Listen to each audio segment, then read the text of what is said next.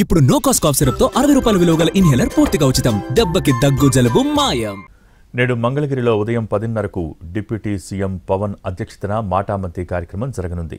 పంచాయతీరాజ్, గ్రామీణ అభివృద్ధి, గ్రామీణ నీటి సరఫరా శాఖల అధికారులు, సిబ్బందితో విస్తృత సమావేశాన్ని నిర్వహించనున్నారు. రాష్ట్ర వ్యాప్తంగా పలు పంచాయతీల ప్రజలతో మాట్లాడనున్నారు పవన్. గ్రామాల్లో తాగునీరు, సాగునీరు, రోడ్లు, మురుగు కాలువలు, ఉపాధి హామీ వంటి సమస్యలపై చర్చించనున్నారు.